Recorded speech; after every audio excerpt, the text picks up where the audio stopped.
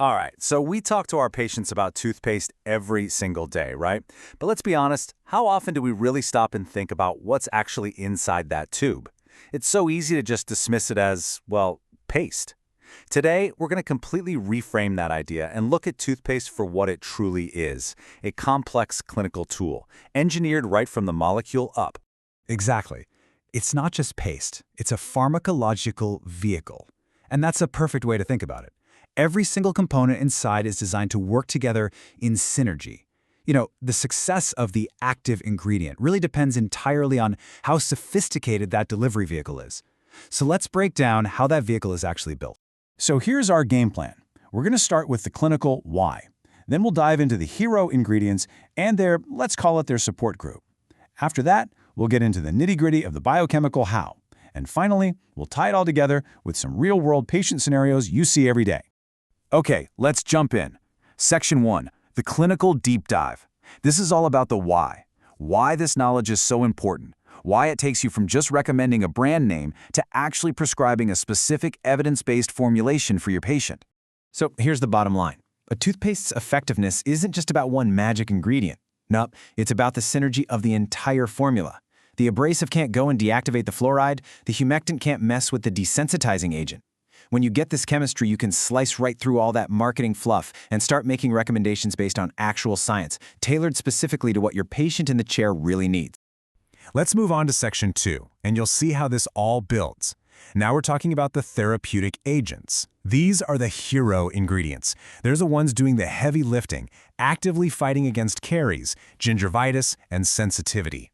And we have to start with the absolute cornerstone of anti-caries therapy, the fluoride family. Now, as you can see here, the type of fluoride compound really matters. Sodium fluoride gives you that high bioavailability. MFP, that's really valuable because it's compatible with calcium abrasives.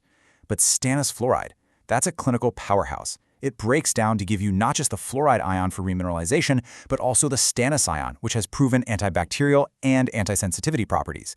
It is a true multitasker. And this just drives that point home, doesn't it? That stannous ion isn't just for show. It literally creates a physical, tin-rich barrier on the tooth. This piece of clinical data, showing 88% more protection against erosion, is just a powerful example of what these advanced fluoride systems can do. Okay, let's switch gears for a second. This is probably one of the most common complaints we hear from patients, right? So how do we actually stop dentinal hypersensitivity at the formulation level? Well, we tackle this with two pretty distinct strategies. First, on the left, you've got nerve depolarization. Think of agents like potassium nitrate. They essentially calm the nerve down, making it harder for it to fire off a pain signal. Then on the right, there's tubular occlusion. This is more of a mechanical fix. Agents like stannous fluoride physically plug up the open dentinal tubules. So one approach quiets the alarm bell, while the other stops the trigger from being pulled in the first place. Now, beyond fluoride and sensitivity, there are some other real game changers out there. You've got arginine, which is a prebiotic. It actually helps the good bacteria in our mouth neutralize plaque acids. Then there's hydroxyapatite, which is biomimetic, a fancy way of saying it mimics our natural tooth mineral to fill in tiny defects in the enamel. And then anti-calculus agents like pyrophosphates, which basically stop soft plaque from hardening into tartar. Pretty cool stuff. All right, on to Section 3. We've talked about the heroes, but every hero needs a support structure. These are the unsung heroes of the formula, the ingredients that actually create the paste, make sure it's stable, and help deliver those active agents effectively. Now, the most critical player in the support crew is the abrasive, and we measure its performance with something called relative dentin abrasivity, or RDA. This scale is absolutely vital. It tells us how much cleaning power a paste has, and more importantly, how safe it is for exposed dentin. The FDA sets the limit at 200, the ADA at 250, but honestly, for a lot of our patients, we need to be aiming way, way lower. This table really drives home why we have to look past the brand on the box. Check this out. A patient using Sensodyne Pro-Nam gets a nice low RDA of 34. Great. But if they decide they want whiter teeth and switch to the Sensodyne Extra Whitening version, that RDA more than triples to 104. And some whitening products push all the way up to that 200 limit.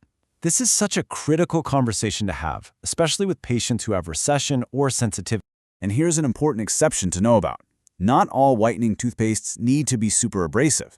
Because baking soda is just a softer mineral than the silica you find in a lot of whitening pastes, brands like Arm & Hammer can get great stain removal with a much lower RDA, in this case, a really gentle 47. It all comes down to the chemistry of the abrasive itself. And to round out that support crew, you've got your humectants, which keep the paste from drying out, binders that hold it all together, surfactants that create that foam to help lift away debris, and of course, flavors and preservatives for patient compliance and shelf life. Every single one has a critical job to do. Okay, Section 4, Mechanisms of Action. So, we know the what, now let's dig into the clinical how. This is the biochemistry that really makes it all work. Fluoride's power against cavities is this beautiful three-part process. First, it acts like a shield, inhibiting demineralization. Second, it's a construction worker, actively rebuilding by promoting remineralization into stronger, more acid-resistant fluorapatite. And third, it goes on offense, messing with a key bacterial enzyme to cut down on acid production right at the source.